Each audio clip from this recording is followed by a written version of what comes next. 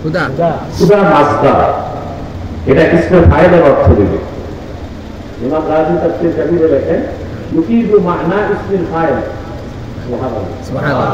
খুদা শব্দটা কিসের অর্থ দিবে? ইসমুল ফাইল, ইসমে ফাইলের অর্থ দিবে। তার মানে হুদান লিল মুত্তাকিন, আই হাদিন লিল মুত্তাকিন। এই কোরআন মুত্তাকিদের জন্য পথ প্রদর্শক বলেন। সুবহানাল্লাহ, সুবহানাল্লাহ।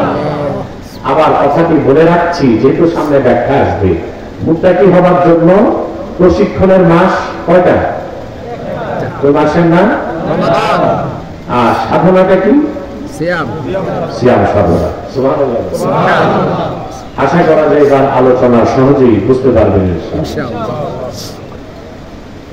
কোরআন আল্লাহ বলেছেন মুত্তাকিদের জন্য পথ প্রদর্শক। তো প্রশ্ন আসে, যারা মুত্তাকি নয়,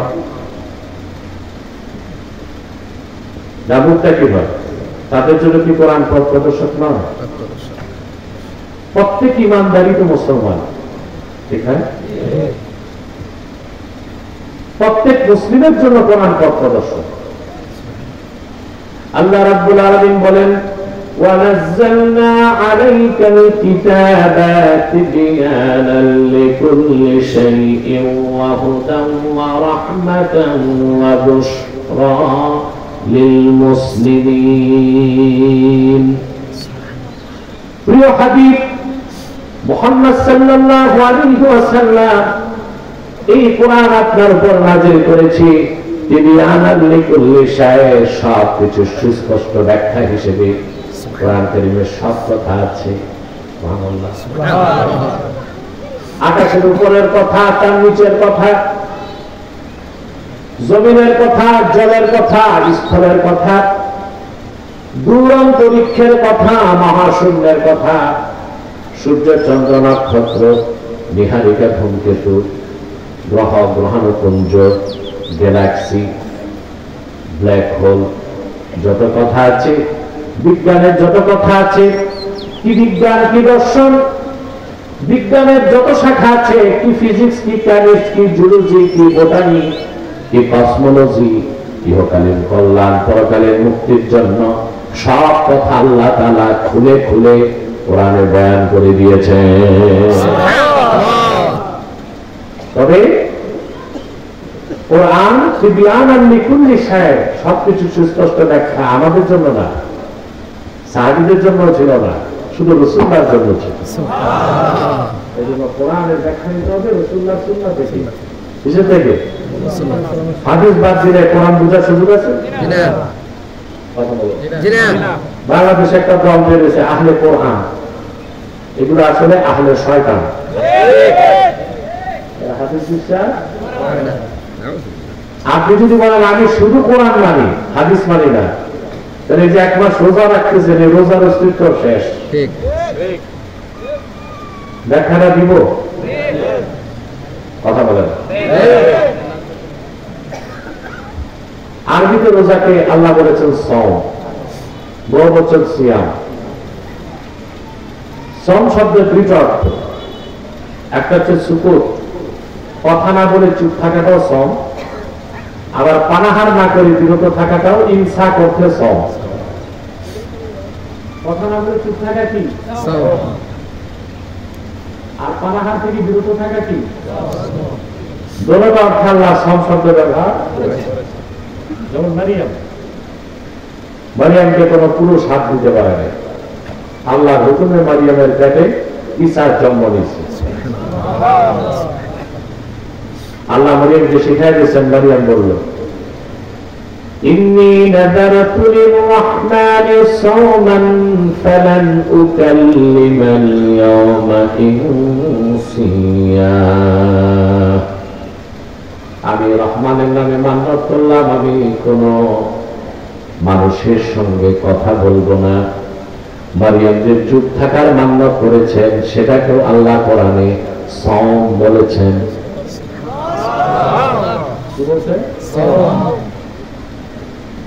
আবার আল্লাহ রোজাকে ফরজ করলেন যে আয়াত দিয়ে, ওখানে আল্লাহ বললেন কুতিবা আলাইকুমুস সিয়াম, তোমাদের উপর রোজাকে ফরজ করা হয়েছে।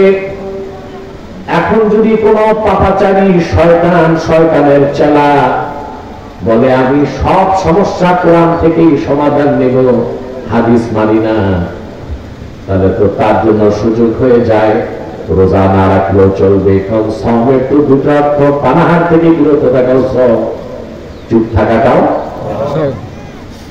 এইরকম কোন শয়তান বলতে পারে যে আমি প্রথম অর্থটা নিলাম, অর্থাৎ চুপ থাকাটা সব, এটা নিলাম, তো 3 বেলা ভালো করে খাবো, শুধু সকাল থেকে সন্ধ্যা কথা বলবো না, চুপ থাকবো। জি হাদিস বাদ দিলে সুযোগ আছে কিনা? আছে। অর্থাৎ সমের তো দুটো অর্থ, কথা না বলে চুপ থাকাও কি সম, পানাহার থেকে বিরত থাকা কি সম। সে বললো পানাহার থেকে 14 ঘন্টা বিরত থাকবো তো কষ্ট, তা আমি প্রথম অর্থটা নিলাম, অর্থাৎ কথা না বলে চুপ থাকা। তার মানে সারাদিন খাবো, শুধু কি করবো? চুপ থাকবো, এটাও তো সম। তাহলে রোজা থাকে কথা বলে। হাদিস আমাদের নির্ধারণ করে দিয়েছে সম কোথায় অর্থ চুপ থাকা, আর সম কোথায় অর্থ না খাওয়া। ফাঁকে দিয়ে কথাটা বললাম, কারণ প্রচুর পরিমাণ আহলে কোরআন দাবিদার, আহলে শয়তানরা আমাদের যুব সমাজকে বিচ্যুত করে দিচ্ছে। আপনারা গত 2 বছর আগে আমরা একটা ডিবেট দেখেছিলেন, 2 বছর আগে আহলে কোরআন দাবিদার এক শয়তান বেজুর আমাদের দেখছেন, মাত্র 22 মিনিট কথা বলতে পারছি, তারপরে নাকে খত দিয়া গেলে দিচ্ছি, দেখছেন কথা বলে। এদের ফান্ডিং হয় আমেরিকা থেকে। আজকে যদি হাদিস থেকে জাতিকে সরানো যায়, কালকে কোরআন থেকেও সরাই দেওয়া যাবে। তাহলে কোরআন এটা আমাদের জন্য না, সাহাবায়ে কেরামের জন্য ছিল না, এটা আল্লাহর হাবিবের জন্য কোরআন তিবিয়ানান লিকুল্লি শাই ছিল। আমরা কথা বলেন, এটা কোন অভ্যাস? স্টেজে কথা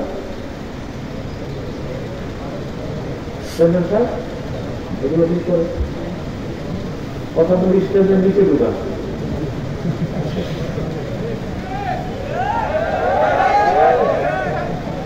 শুনতেছেন? কোরআন তিবিয়ানান লিকুল্লি শাই وهدى ورحمة وبشرى للمسلمين। আরে কোরআন সকল মুসলমানের জন্য সুসংবাদের বাহন, রহমতের ভান্ডার আর হেদায়েতের। সুবহানাল্লাহ। তো কোরআন শরীফের শুরুতে দিলাম হুদাল লিল মুত্তাকিন, কোরআন মুত্তাকিদের জন্য পথ প্রদর্শক। আরেক জায়গায় দিলাম হুদাল লিল মুসলিমিন, মুসলমানদের জন্য পথ প্রদর্শক। তাহলে প্রশ্ন আসে, যারা ঈমানই আনলো তাদের মুশরিক বেঈমান, বাকি মানুষ তাদের জন্য কি কোরআন পথ প্রদর্শক নয়? প্রশ্ন আসে, আল্লাহ জবাব দিয়েছেন, শাহরু রমাদান আল্লাযী উনজিলা ফীহিল কুরআন হুদাল লিন-নাসি ওয়া বায়িনাতিন মিনাল হুদা ওয়াল ফুরকান। আল্লাহ রাব্বুল আলামিন বলেন, রমজান মাস, সুবহানাল্লাহ, যে মাসে কোরআন অবতীর্ণ হয়েছে, সুবহানাল্লাহ, হুদাল লিন-নাস, এই কোরআন পৃথিবীর সকল যুগের, দেশের, বর্ণের, বংশের মানুষের জন্য হেদায়েতকারী। আমরা কয়টা কথা পেলাম? 3টা। আমার দিকে তাকান, কয়টা? 3টা। হুদাল লিল মুত্তাকিন, হুদাল লিল মুসলিমিন, হুদাল লিন নাস। সুবহানাল্লাহ, সুবহানাল্লাহ। কোরআন মুত্তাকিদের জন্য পথ প্রদর্শক, কোরআন মুসলমানদের জন্য পথ প্রদর্শক, কোরআন গোটা মানব জাতির জন্য পথ প্রদর্শক। এখন প্রশ্ন আসে না, আল্লাহ তাআলা 3টা স্তরে কথা কেন বললেন? শুরুতে বলে দিতে পারতেন আলিফ লাম মিম যালিকাল কিতাবু লা রাইবা ফীহি হুদাল লিন-নাস। এটা বলতে পারতেন? জি। কোরআন মানব জাতির জন্য পথ প্রদর্শক, ওই মানুষের মধ্যে তো মুত্তাকিরাও ছিল, মুসলিমরাও ছিল। তারা বলে আল্লাহ তাআলা ক্লাসিফাইড করেছেন, তিনটা শ্রেণীতে বিন্যাস করছেন। সুবহানাল্লাহ। মুত্তাকিদের জন্য পথ প্রদর্শক, মুসলিমদের জন্য পথ প্রদর্শক, সকল মানুষের জন্য পথ প্রদর্শক। তোমরা বসবা বাবা, বসো না। বসে শুনলে যে বরকত পাবা এটা তো দাঁড়িয়ে শুনলে হবে না, বসে যাও। বাকি যারা জিন্সের প্যান্ট ওদের ছাড় আছে, ওরা বুঝতে পারতেছে না এক বিপদ। এর জিন্সের প্যান্ট যারা পরে ওরা মনে রাতে ঘুমালে ঘোড়ার মতো দাঁড়াই ঘুমায়। আমাদের যুবকদের কালচার চেঞ্জ করতে হবে। ইউরোপ আমেরিকা যারা ফ্যাক্টরিতে কাজ করতো ওদের জন্য জিন্সের প্যান্ট, যারা ঢোলা প্যান্ট মেশিনে লেগে তো অ্যাক্সিডেন্ট হতে পারে, হ্যাঁ ইনসিডেন্ট হতে পারে, ঠিক না? এর জন্য বের করছে কি জিন্সের প্যান্ট, এটা ফ্যাক্টরির জন্য। আমাদের দেশের লোকজন বিয়ে করতে এটা বলে যায় না। কোথায় কোন পোশাক এই এটা ডিসাইড করাটাই স্মার্টনেস। কোথায় কোন পোশাক এটা যে ডিসাইড করতে পারে সেই স্মার্ট, ঠিক না ভাই? আমাদের দেশের ছেলেরা মনে করে স্মার্ট হচ্ছে সে জিন্সের প্যান্ট একটা লাগাবে তালিযুক্ত, একটা কেটস পরবে, একটা সেন্টু গেঞ্জি, একটা গগলস লাগাবে, খুব স্মার্ট। বাংলাদেশের সংস্কৃতির সাথে যায় কিনা এটা দেখো আগে, কি বলে? ইসলাম তো আরো ঊর্ধ্বে। তো প্রশ্ন আসে তিনটা স্তরে আল্লাহ কথা বলছেন কেন?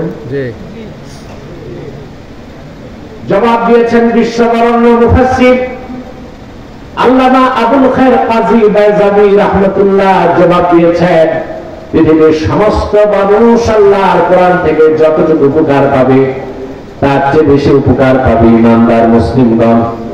আর আল্লাহর কোরআনের সর্বোচ্চ উপকারে যারা ধন্য হবে তারা হচ্ছে মুমিন মুসলমানদের মধ্যে সুপার কোয়ালিটির মুসলমান মুত্তাকিগণ। এজন্য আল্লাহ তাআলা আগে বলেছেন ফার্স্ট ক্লাসের কথা, সুপার কোয়ালিফাইড মুসলিম, সুবহানাল্লাহ, মুত্তাকিদের কথা, তারপর বলেছেন মুসলিমদের কথা, তারপর বলেছেন সমর্থকদের। এখন দেখেন আগে আপনি মানুষ, প্রত্যেকটা লোক মানুষ, ঠিক না? তারপর তার প্রিন্সিপাল আইডেন্টিটি সে মুসলিম, তারপর সে যখন পরিপূর্ণ ইখলাস অর্জন করবে সে তখন মুত্তাকি, অর্থাৎ আল্লাহর খাঁটি বান্দা, মুহাম্মদ সাল্লাল্লাহু আলাইহি ওয়াসাল্লামের খাঁটি উম্মত। আওয়াজ করে বলেন সুবহানাল্লাহ। তাহলে এখন আমরা কি শুধু মুমিন মুসলিম হয়ে খুশি না মুত্তাকি হব? এই তো লাইনে আসছে। আসে তাকওয়া অর্জন করে মুত্তাকি হবার একটা মাস রমাদান। সুবহানাল্লাহ। সেনাবাহিনীতে যারা চাকরি নেয় 2 বছর ট্রেনিং নিয়ে 18 বছর চাকরি করে, কিন্তু উম্মতে মুহাম্মাদীকে এত বেশি দয়া করলেন আল্লাহ রাব্বুল আলামিন, প্রতি বছর 1 মাস করে ট্রেনিং নিয়ে 11 মাস শয়তানের সাথে মোকাবেলা করে। সুবহানাল্লাহ। ঠিক না? ঠিক। সেনাবাহিনীতে ট্রেনিং 2 বছর, চাকরি 18 বছর। আর উম্মতে মুহাম্মাদীকে আল্লাহ ট্রেনিং একবার দেন না, প্রতি বছর 1 মাসের ট্রেনিং, যারা প্রশিক্ষণটা তরতাজা হয় আর শয়তানকে যেন ডিফেন্স দিতে পারে।